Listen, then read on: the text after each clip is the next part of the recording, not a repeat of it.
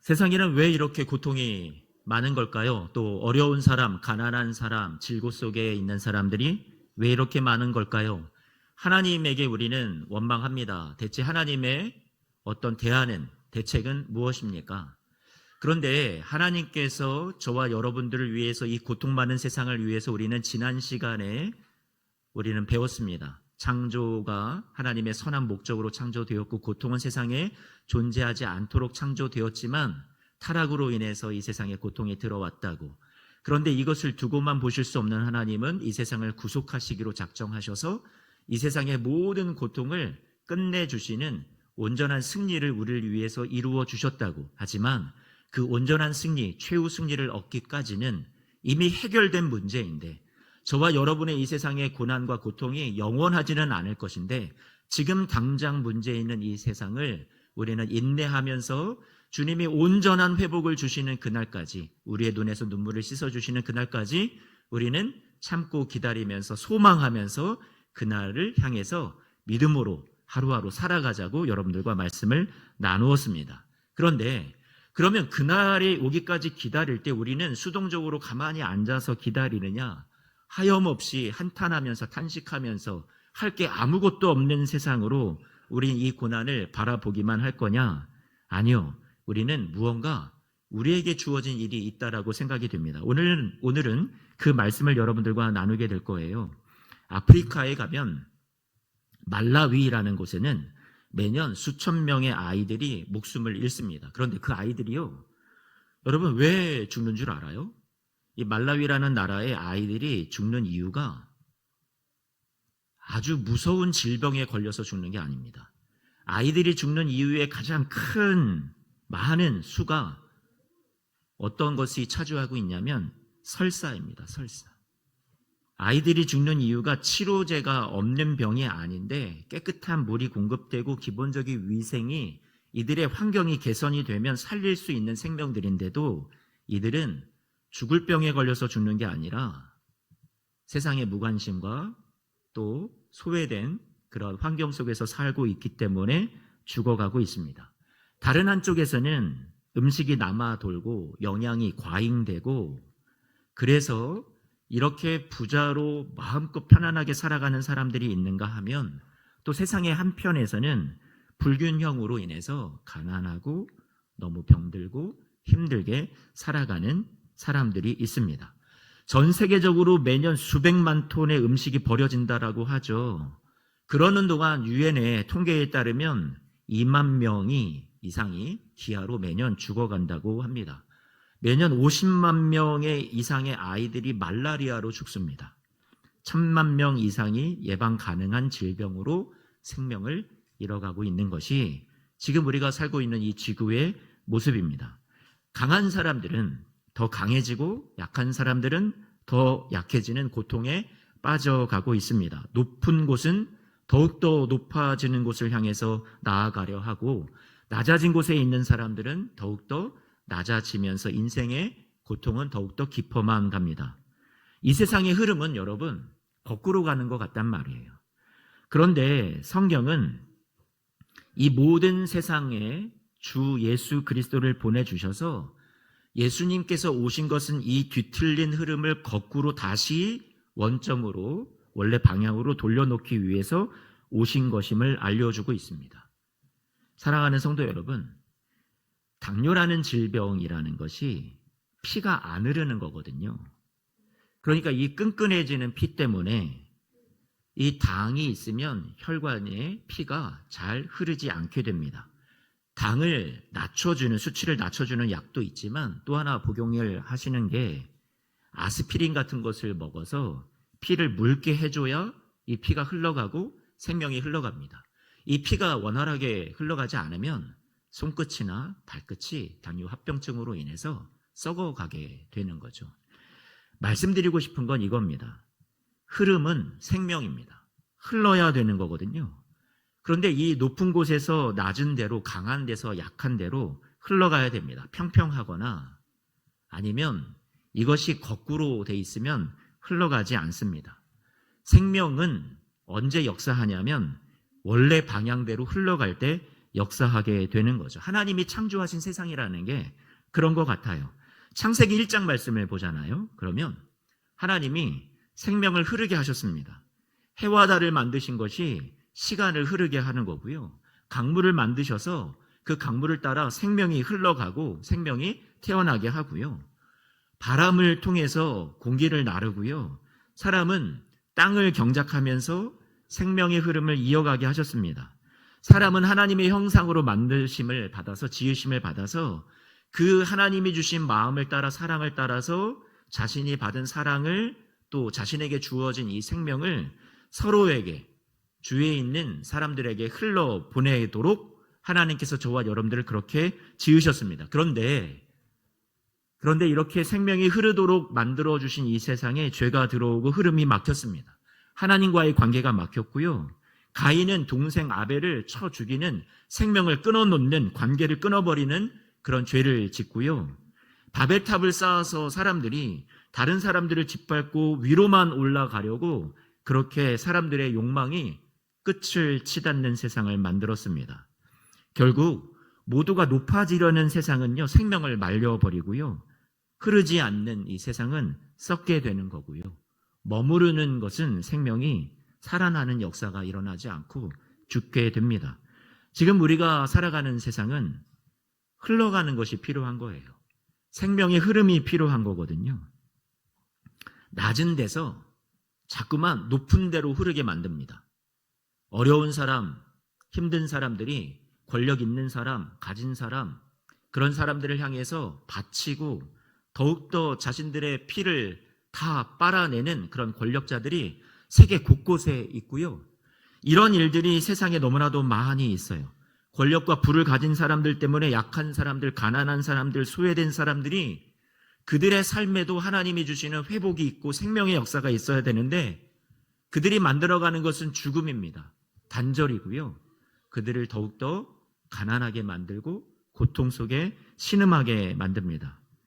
이것이 세상의 모습인 것 같아요. 그러한 세상의 흐름 가운데 이 망가진 흐름 속에 예수님이 오셨습니다. 그리고 예수님이 우리에게 보여주신 모습이 있어요. 모델이 되어주신 거죠. 고린도후서 8장 9절 말씀입니다. 우리 같이 말씀을 함께 읽어볼까요? 시작. 우리 주 예수 그리스도의 은혜를 너희가 알거니와 부유하신 이로써 너희를 위하여 가난하게 되심은 그의 가난함으로 말미암아 너희를 부유하게 하려 하심이라. 예수님은 부유하셨어요. 그런데 그분은 모든 것을 다 가지신 분이셨습니다. 그런데 다 자신을 비우셨습니다. 가장 낮은 자리에 오셨습니다. 주님께서 가난해지심으로 우리를 부유하게 만들어 주셨다라고 말씀해 주고 있습니다. 주님이 낮아지셔서 우리를 높아지도록 만들어 주셨습니다. 그것이 성경에 나와 있는 저와 여러분들을 위한 구속의 사랑입니다. 하나님께서 이 세상에 오셔서 보여주신 모습은 낮아지는 모습이었습니다. 가난해지는 모습이었습니다. 아래서 위로 너희가 나에게 와, 나에게 바쳐, 예배해, 축복 받으려면, 은혜 받으려면 이렇게 해가 아니라 하나님은 예수님을 통해서 우리에게 보여주셨습니다. 어디까지 우리를 위해서 낮아지실 수 있는지, 가난해지실 수 있는지. 그런데 세상은 말합니다. 더 많이 가져라, 더 많이 올라가라, 더 많이 여러분들에게 소유하라고 그렇게 세상은 말합니다. 그런데 예수님은 말합니다. 더 많이 나누어라, 더 많이 낮아져라, 더 많이 가난해져라. 예수님은 우리에게 그것을 말씀해 주시죠. 마태복음 20장 말씀을 보면 예수님께서 그렇게 말씀해요. 인자가 온 것은 섬김을 받으려 함이 아니래요. 도리어 섬기려 하고 자기 목숨을 많은 사람들을 위해서 대속물로 내어주려 함이라고 예수님은 말씀해 주셨습니다. 하나님의 방법은 세상을, 이 고통 많은 세상을 하나님이 해결해 가시는 지금 당장의 방법은 최후에는 승리가 있고 온전한 회복이 있지만 그런데 당장의 문제가 있잖아요. 그런데 그것에 대한 대안은요, 바로 저와 여러분들입니다. 저와 여러분들이 낮아지기를 소망하세요. 저와 여러분들이 다른 사람들을 부유하게 하기 위해서 우리가 가난해지기를 주님께서 원하세요. 성경은 그것을 우리에게 말씀해 줍니다. 로마서 15장 말씀, 1절 말씀을 같이 볼까요? 믿음이 강한 우리는 마땅히 믿음이 약한 자의 약점을 어떻게 하래요? 담당하래요. 자기를 기쁘게 하기보다 약한 자들을 감당하고 돌보라고 성경은 우리에게 계속해서 말씀해주고 있습니다. 성경에서 말씀하는 이 모습이 하나님 나라의 여러분 뭐냐면요, 가치예요. 하나님 나라의 가치. 하나님 나라는 우리가 죽어서 가는 하나님 나라도 있겠지만 이 세상에서 우리가 이 하나님의 나라를 지금 당장에 주님께서 저와 여러분들의 이 작은 손을 통해서 여러분의 주위에서 만들어 가기를 원하십니다. 구약의 이사야서 11장 말씀을 보면 하나님께서 하나님 나라는 이런 것이야 라고 우리에게 어떤 이미지를 연상시켜 주시면서 알려주시는데 거기 말씀을 보면 이런 얘기가 나옵니다. 어린 양이 누구와 뛰노는 모습을 그려주고 있냐면 사자들과 뛰노는 모습을 그려주고 계십니다.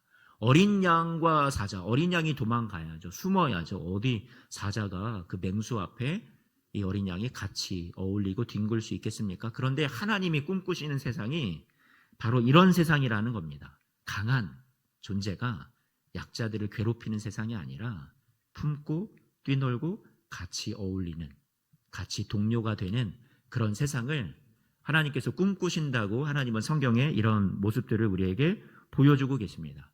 그런 세상 만들고 싶어. 이게 하나님의 꿈이라는 말이에요. 사람이 하나님을 제대로 만나면요, 여러분 어떻게 될까요? 가치관이 변합니다. 흐름이라는 게 바뀌게 되어 있어요. 내가 세상을 따라서 더 부요하고 더 내가 높아지고 이런 흐름을 쫓아가던 사람이 하나님을 제대로 만나면, 온전히 예수 그리스도를 만나면 예수님이 낮아지셨던 것처럼, 예수님이 가난해지셔서 우리를 부요하게 해주셨던 것처럼 우리는 어떻게 하든지 다른 사람들을 살 길을 주고, 다른 사람들을 더 위하고, 다른 사람들을 더욱더 높여주고, 다른 사람들을 부요하게 하고, 나를 통해서 저 사람이 위로받게 하고, 나를 통해서 저 사람이 행복했으면 좋겠다라고 하는 그런 섬김의 위치로 가게 되어 있습니다. 그게 예수님 믿는 사람들의 진정한 모습이고 특징입니다. 그래서 고린도후서 1장 말씀은 우리에게 4절 말씀만 좀 띄워주세요. 1장 4절 함께 한번 읽어볼까요? 시작. 우리의 모든 환난 중에서 우리를 위로하사 우리로 하여금 하나님께 받은 위로로서 모든 환난 중에 있는 자들을 능히 위로하게 하시는 이시로다. 아멘. 하나님께서 저와 여러분들의 삶에 우리도 다 똑같이 어려움이 있습니다. 고난이 있습니다. 그런데 하나님은 저와 여러분의 그 고난과 어려움을, 환난을 그냥 그것으로 망하게 하는 데 쓰시지 않습니다. 오늘 이 말씀 1장 4절 말씀은 여러분들을 위로자로 세우신대요. 하나님이 내가 고난을 당했으니 아픔을 알잖아요. 어려움을 알잖아요. 여러분에게 일어나는 그 일들이 여러분을 단순히 망하게 하는 것으로 끝나게 하시는 분이 아니라 하나님의 의도가 아닌데 세상이 망가진 세상 속에 살다 보니 우리에게 질병이 있고 고난이 있고 문제와 어려움이 찾아오지만 그것을 손 놓고 뒷짐지고 주님이 방관하시는 하나님이 아니라 여러분 삶에 그것이 찾아왔더라도 그것을 통해서 여러분들을 능히 이겨내고 극복하도록 위로해 주시는 하나님이 오늘 고린도후서 말씀에 모든 위로의 하나님이라고 말씀합니다. 우리를 정말 위로해 주실 수 있는 분이세요. 힘들지만 제가 보니 여러분들 가운데 많은 성도님들이 이 위로로 살아가고 계십니다. 하나님이 때때마다 공급해 주시는 위로로. 그런데 내가 그 위로를 받으면 거기서 끝나게 하시는 게 아니라 여러분을 통해서 또 환난 중에 있는 사람들을 위로하게 하시는 것이 하나님의 궁극적인 목적이랍니다. 하나님이 여러분을 그렇게 쓰고 싶어 하시는 거예요. 사랑하는 성도 여러분, 주님이 오늘 우리에게 물으십니다. 우리에게 있는 이 고난 무조건 버리고 싶은 아무 쓸모없는 그런 우리의 고난이라고 생각할 때가 많습니다. 하지만 하나님은 그 버리면 마땅한 것을 가지고도 여러분을 누군가를 위로해 줄 수 있는 도구로 만들어 주실 수 있습니다. 하나님은 오늘 여러분들에게 내가 너에게 이 위로를 주고 너에게 은혜를 공급해 줄 텐데 너가 고여있지 말고 그것을 나누라고 우리에게 오늘 말씀해 주십니다. 내가 받은 위로로 멈추지 않는 우리 예수소망교회 성도님들이 되시기를 축복합니다. 내가 누린 은혜가 고통당하는 자들에게 흘러가는 우리 성도님들이 되시기를 축복합니다. 오늘 저와 여러분들의 삶을 통해서 우리 예수소망교회 안에 어려움 당한 분들이 계시거든요. 우리의 기도가 필요한 분들이 계시거든요. 그분들을 우리가 같이 기도해주고 또 나도 위로자가 되어서 내가 받은 은혜, 내가 받은 위로, 정말 여러분들이 주님의 도구가 되어 전해주실 수 있는 그런 연결되는 우리 교회, 사랑이 흘러가는 교회가 되시기를 주님의 이름으로 축복합니다. 오늘 체육대회도 그러한 하나의 방향, 하나의 일로로서, 길로서 우리가 같이 모이고 싶습니다. 오셔서 많이 사람들에게 행복이 되어주시고 또 섬겨주시고 같이 웃고 추억을 만들 수 있는 그런 장이 되기를 바랍니다.